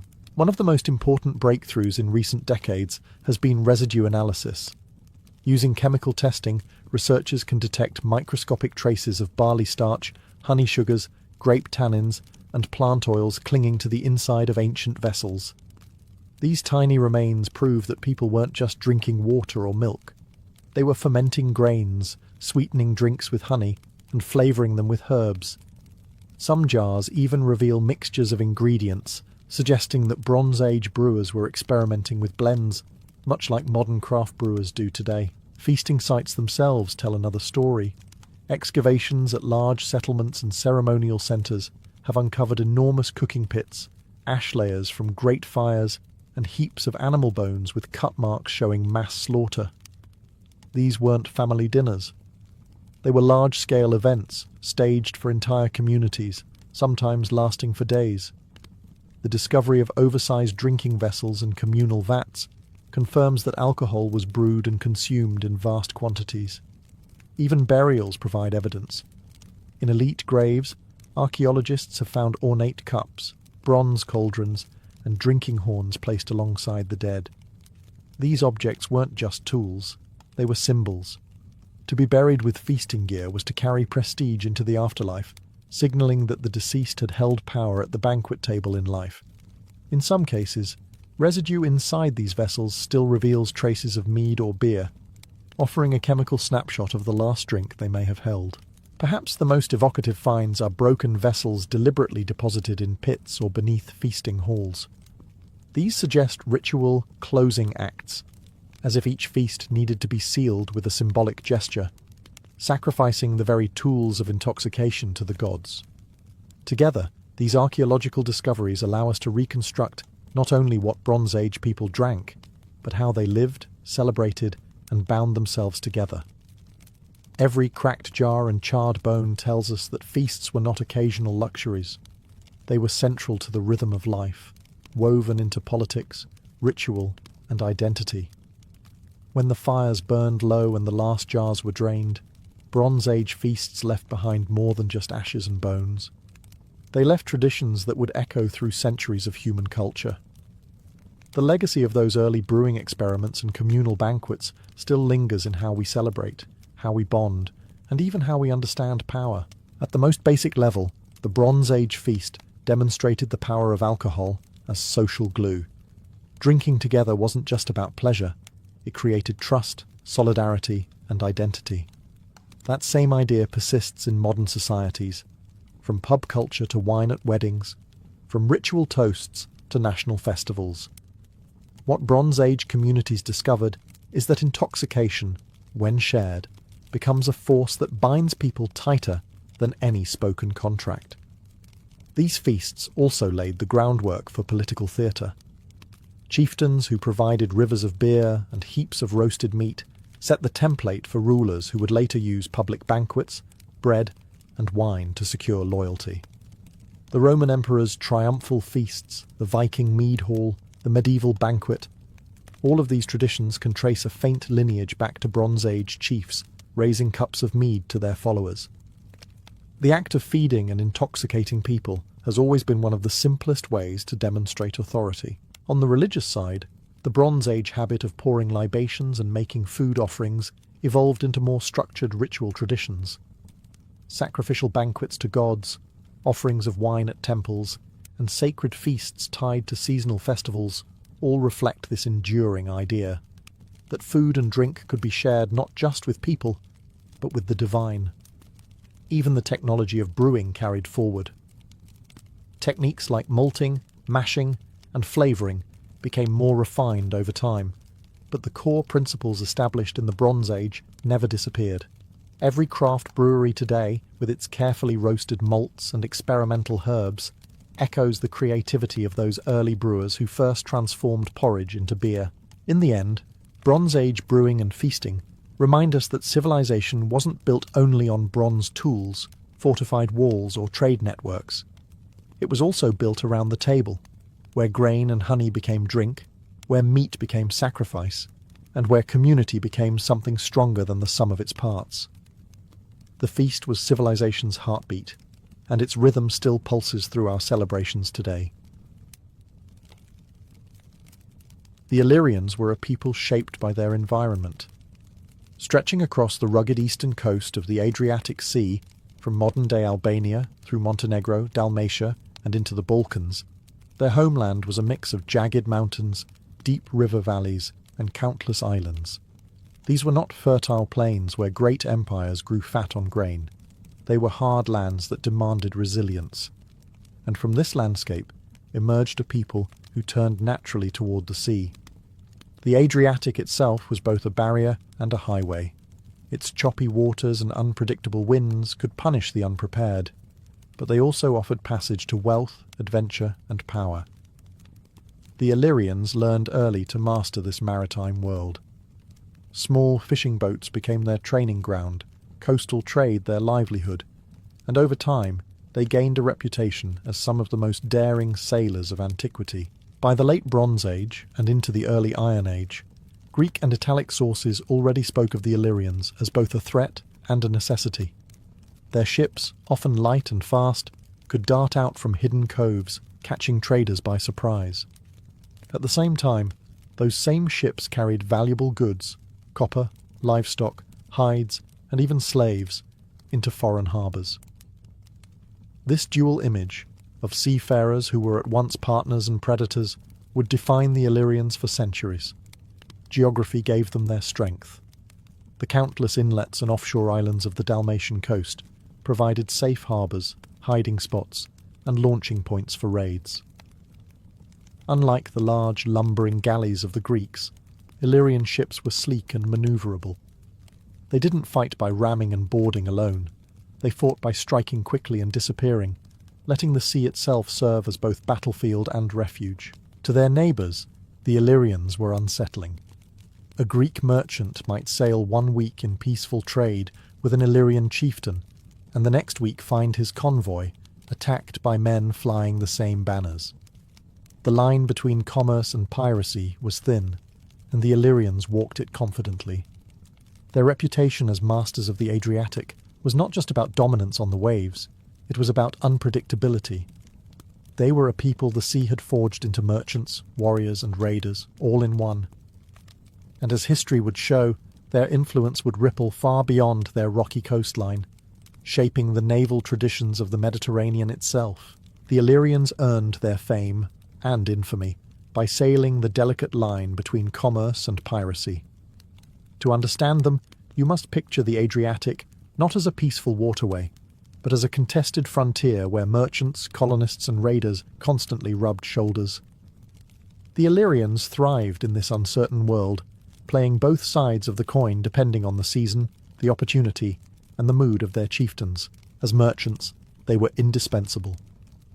The eastern Adriatic offered natural resources that were in high demand: metals from inland mines, livestock from mountain pastures, hides, timber, and amber carried south from trade routes stretching all the way to the Baltic. Illyrian ships ferried these goods to Greek colonies along the Adriatic and to Italic tribes across the water. For the Greeks, who relied heavily on imported materials, Illyrian trade networks were essential. Amphorae and Greek pottery found in Illyrian settlements prove that commerce flowed both ways, with wine, olive oil, and luxury goods reaching the rocky Adriatic shores. Yet the Illyrians' identity as raiders was just as strong. The very same ships that carried goods into foreign harbours could just as easily be used to plunder them. Illyrian seafarers became notorious for swooping down on passing convoys, stripping them of cargo, and vanishing into the labyrinth of islands that dotted their coast. To Mediterranean traders, this unpredictability was maddening. One day an Illyrian was a partner, the next a predator. For the Illyrians themselves, there was no contradiction. Trade and piracy were simply two sides of the same maritime lifestyle. A successful raid might enrich a chieftain as much as a trade deal, and both secured his reputation as a leader, capable of providing wealth and spoils. In fact, piracy often fueled commerce. Plundered goods could be sold in distant ports, blending neatly into legitimate markets. This dual role gave the Illyrians both power and danger. Their neighbours resented the constant threat of raids, but could not afford to cut ties completely. Greek colonies needed Illyrian trade. Italic cities coveted their resources. Thus, the Illyrians became both feared and tolerated, living in the space between ally and enemy. In this balance of merchant and pirate, the Illyrians carved out their identity. They were not bound by the rules of empires or city-states. Instead, they made the Adriatic their own, a place where wealth could be seized by coin or by blade, and where their reputation as unpredictable seafarers grew ever stronger. If the Illyrians earned their fame on the sea, it was the Liburna that carried their reputation across the waves.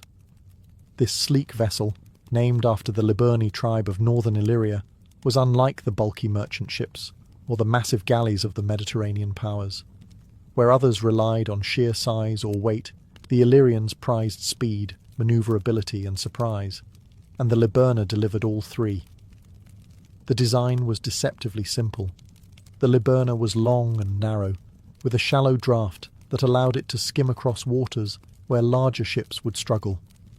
It could slip through narrow channels, hug coastlines, and dart into hidden inlets where pursuers dared not follow. Equipped with one or two banks of oars manned by skilled Illyrian rowers, it could pivot quickly in combat or outrun heavier adversaries. A single square sail could be raised for longer voyages, but in battle, the oars gave it its deadly edge. Unlike the cumbersome Greek trireme, which demanded large crews and open seas to operate effectively, the Liburna thrived in the broken geography of the Adriatic. It was perfectly suited for hit-and-run tactics, raiding a merchant convoy, harassing coastal settlements, or vanishing into an island-studded horizon before enemies could respond. Raiders could strike at dawn and be gone by noon, leaving baffled victims with little chance of retaliation. The Liburna wasn't just a pirate's craft, it was also a merchant's lifeline. Its swiftness ensured safe passage for traders, while its agility allowed cargo to reach remote coastal communities. In this way, the ship embodied the duality of the Illyrian people themselves, capable of commerce and plunder, depending on who commanded it. Its reputation became so formidable that even Rome took notice. During their long conflicts with the Illyrians, Roman commanders saw firsthand how effective the Liburna was against larger fleets. Far from dismissing it as a barbarian craft, they adopted and refined it, eventually making the Liburna a staple of the Roman navy. In fact, by the time of Augustus, fleets of Roman Liburni patrolled the Mediterranean, guarding imperial trade routes and suppressing pirates. An ironic twist, since the ship itself had once been the pirate's weapon of choice. The Liburna, then, was more than wood and oars. It was a statement that cunning and adaptability could outmatch brute force. It carried Illyrian raiders into legend and left a legacy that shaped naval warfare for centuries. By the 3rd and 2nd centuries BCE, The Illyrians had developed a reputation that struck fear across the Adriatic. They were the pirates of the sea. While many Illyrian tribes traded peacefully with neighbours, others turned piracy into an organised enterprise. From their fortified coastal towns and island strongholds, Illyrian fleets launched raids that terrorised merchants, colonists, and rival states alike. The geography of their homeland gave them an edge. With its countless islands, jagged coves and treacherous shallows, the eastern Adriatic was a natural hideout for raiders. Illyrian captains knew every channel and current, every rock and sandbank. A foreign ship that wandered too close could be ambushed, its cargo stripped, and its crew either ransomed or enslaved. For the Illyrians, piracy wasn't random banditry. It was a calculated system of wealth and power. Greek merchants were frequent victims. Records tell of Illyrian raids against Aegean traders carrying wine, oil, and luxury goods. The Illyrians didn't just seize goods, they disrupted entire trade networks, forcing cities like Athens and Corinth to rethink their maritime strategies. Even Italic traders, venturing across the Adriatic, were not safe. For many Mediterranean communities, the very word Illyrian became synonymous with piracy. What made these raids especially alarming was their scale and boldness. Illyrian fleets didn't just harass small traders, they sometimes attacked convoys, coastal colonies, and even warships. Under powerful rulers like Queen Tuta in the 3rd century BCE, piracy became state policy. Tuta famously authorized her captains to plunder at will, claiming it was a long-standing Illyrian custom. For her, piracy wasn't crime, it was tradition, and a legitimate expression of Illyrian freedom at sea. This attitude brought them into direct conflict with rising powers, especially Rome. Roman traders increasingly suffered at Illyrian hands, and Rome could not tolerate the threat to its commerce. Complaints from Greek allies only fueled the fire, painting the Illyrians as lawless marauders who needed to be subdued. The stage was set for confrontation, and Rome, unlike Greek city-states, had the manpower and resolve to crush piracy at its source.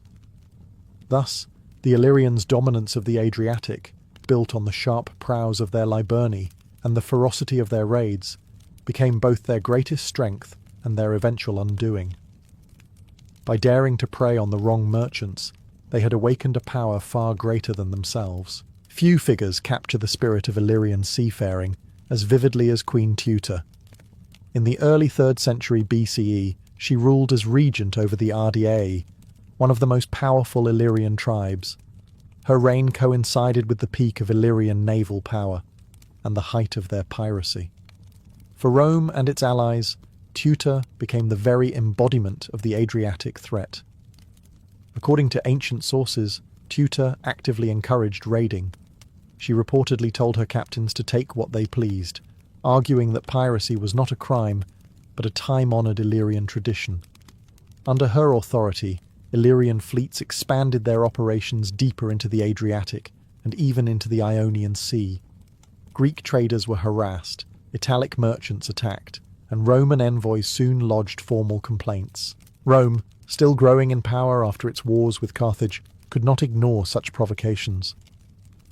To the Senate, piracy threatened not only trade, but also Rome's reputation as the protector of allies. When Roman envoys were dispatched to negotiate with Tuta, she allegedly dismissed their demands outright. Worse, one of the envoys was murdered on his return journey, an act that Rome interpreted as a direct insult. The response was swift. In 229 BCE, Rome launched the First Illyrian War, sending a fleet across the Adriatic. For the Illyrians, accustomed to preying on merchants and outmanoeuvring Greek patrols, the scale of Rome's naval power came as a shock. Roman galleys blockaded ports, stormed coastal strongholds, and dismantled the very pirate bases that had long been untouchable. Tuta resisted fiercely, but the tide turned quickly. One by one, Illyrian allies abandoned her, and Roman pressure forced her into submission. By 227 BCE, Tuta was compelled to accept harsh terms. She relinquished most of her fleet, withdrew from southern Illyria, and acknowledged Roman authority over key Adriatic waters. Though she retained a small territory, her reign was effectively broken. Yet Tuta's defiance left a lasting impression. Roman writers painted her as a dangerous pirate queen, both admired for her boldness and condemned for her defiance of Rome's order.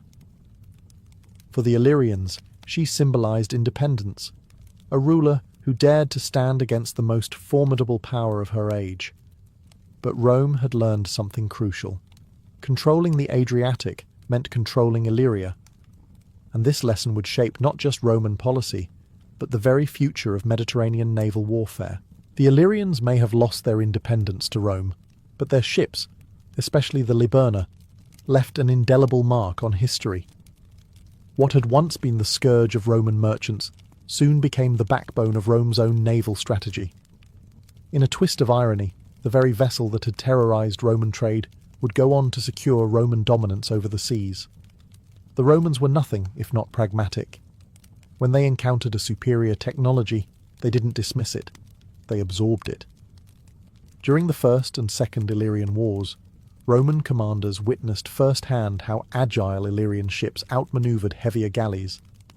The trireme, with its 3 banks of oars and large crew, had been the standard warship across the Mediterranean for centuries. But in the narrow straits and island-studded waters of the Adriatic, it was clumsy compared to the Liburna. By adopting the design, Rome gave itself a new advantage. The Roman Liburna was built on the Illyrian model, long, narrow, shallow-drafted, and light. Typically manned by 2 banks of oars, it required fewer crewmen than a trireme, but could travel faster and with greater endurance. In battle, Liburnae were excellent for reconnaissance, flanking manoeuvres, and quick raids. Against pirates, many of whom still clung to Illyrian tactics, they were unmatched. The true test of the Liburna came later, during Rome's great civil wars. At the Battle of Actium in 31 BCE, Octavian's fleet, which included many Liburni, outmaneuvered the massive quinqueremes of Antony and Cleopatra. The smaller ships, with their speed and agility, swarmed the heavier vessels, helping Octavian secure his victory and ultimately paving the way for the Roman Empire. From then on, the Liburna became a staple of the Roman navy. It was not only a warship, but also a patrol vessel, perfect for policing the empire's vast coastline and guarding trade routes. Fleets of Liburni patrolled the Mediterranean, the Black Sea, and even river systems like the Danube and the Rhine. The ship that had once symbolized Illyrian piracy was now the emblem of Roman order. This adoption highlights the paradox of the Illyrians' legacy. Though Rome crushed their independence, it immortalized their ingenuity. Every time a Roman Liburna sailed, it carried with it the ghost of Illyrian craftsmanship, proof that even in defeat, the Illyrians had shaped the future of naval warfare. To understand the Illyrians, one must see how deeply their culture was tied to the sea. For them, sailing was not simply a profession, it was a way of life that blurred the boundaries between merchant, warrior, and pirate. Along the Adriatic's rocky coastlines and in its island harbours, Illyrian identity was forged on the water. Daily life revolved around boats. Small fishing craft fed villages, while larger vessels like the Liburna allowed for both trade and raiding. A ship could carry hides, amber, and livestock across the sea one month and return laden with stolen amphorae of wine the next. For Illyrian chieftains, the sea was both a marketplace and a battlefield, and their crews shifted roles as easily as raising or lowering a sail. This dual existence shaped Illyrian society. Wealth from raids and trade enriched local elites, who displayed their status with imported goods from Greece and Italy, pottery, jewellery, and weapons that testified to their reach. Yet prestige was not measured by commerce alone. A leader's reputation also depended on his ability to raid, to bring back spoils, and to command loyalty at sea. In this way, piracy became not a shameful crime, but a cultural tradition, bound up with ideas of freedom, honour, and strength. Religion, too, reflected this maritime identity. Illyrian tribes worshipped deities tied to the natural world, mountains, rivers, storms, and the sea itself. To sail was to place oneself at the mercy of divine forces, and rituals often accompanied voyages. libations might be poured before a raid, or sacrifices offered after a successful return. The sea was not only a resource but a sacred space, where commerce, conflict, and faith intertwined.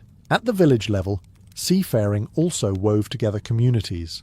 Rowing a Liburna required teamwork, and the bonds formed between oarsmen created loyalty that extended beyond kinship ties. Shared risks at sea built trust and unity, reinforcing the collective identity of Illyrian crews. These bonds, tested in the spray of waves and the clash of boarding battles, carried back into their settlements on land. In the end, Illyrian culture cannot be divided neatly into pirate or merchant, trader or warrior. They were all of these at once, their lives shaped by the rhythm of the Adriatic. The sea provided their livelihood, their legends, and their legacy, a culture defined by the shifting line between trade and war. The Adriatic was never an empty sea. On its western shores rose the Italic tribes and later, Rome. To the south and east, Greek colonies dotted the coasts. For the Illyrians, seafaring meant constant interaction with these neighbours, sometimes friendly, often hostile, and always shaping their reputation. The Greeks were among the first to record the Illyrians in detail. By the early Iron Age, Greek traders and colonists had pushed northward, establishing settlements along the Adriatic. Corinthian and Athenian merchants carried wine, pottery and luxury goods to exchange for Illyrian livestock, metals and slaves. Archaeological finds of Greek amphorae and fine ceramics in Illyrian settlements testify to thriving commerce. Yet the same records are filled with complaints of raids, thefts, and sudden Illyrian ambushes. To the Greeks, Illyrians were both partners in trade and predators lurking beyond the horizon. These encounters shaped Greek attitudes. In plays and histories, the Illyrians were often portrayed as fierce, uncivilized, and unpredictable. Yet even in disdain, there was respect, especially for their naval skills. Greek ships rarely penetrated deep into Illyrian waters, knowing the dangers of sudden raids in the labyrinth of islands and coves that only Illyrians truly mastered. Contact with Italic peoples was no less complex. Across the sea, Etruscans and later Romans coveted the resources of Illyria. Trade networks crisscrossed the Adriatic, moving amber from northern Europe, tin and copper from inland mines, and Illyrian timber prized for shipbuilding. At the same time, Italic merchants and settlers bore the brunt of Illyrian piracy. What the Greeks endured as nuisance raids, the Romans saw as intolerable threats to their growing dominance. Illyrian interactions were not confined to simple plunder or commerce. Marriages between elites, diplomatic agreements, and alliances in times of war show that Illyrians could be pragmatic. They fought as mercenaries in foreign wars, and their ships occasionally served as hired escorts for traders willing to pay. The Illyrian reputation as pirates was deserved, but it was never their whole story. Still, the constant friction with neighbours meant that Illyrians were rarely left alone. Their very success at sea drew both wealth and enemies. Every amphora traded or ship plundered deepened the paradox of Illyrian life. Admired for their maritime power, condemned for their defiance of Mediterranean order. The Adriatic, then, was not just their highway, but their battleground, the place where Illyrians defined themselves against Greeks, Italians, and ultimately Rome. Though Rome eventually subdued them, the Illyrians left a mark on the Mediterranean that cannot be erased. Their reputation as fearless sailors, cunning raiders, and shrewd traders made them both feared and respected across the ancient world. More importantly, their maritime innovations, especially the Liburna, lived on long after their political independence was gone. The Romans, ever practical, adopted what had once terrified them. By making the Liburna a core element of their naval fleets, they spread Illyrian design across the empire. Roman Liburnae patrolled the Adriatic, hunted pirates in the Aegean, and escorted imperial convoys across the Mediterranean. In many ways, Rome's ability to dominate the seas owed a debt to the very people they had crushed. Every Roman patrol boat that skimmed the water's surface was, in essence, a descendant of Illyrian ingenuity. Culturally, the Illyrians remind us that the line between merchant and pirate was never fixed in the ancient world. Their society thrived on adaptability. One day a trader exchanging amber for wine, the next a raider seizing amphorae by force. To them, there was no contradiction. The sea was opportunity, and those who commanded it could choose how to wield that power. This duality gave them resilience, but it also drew the wrath of more rigid, expansionist powers like Rome.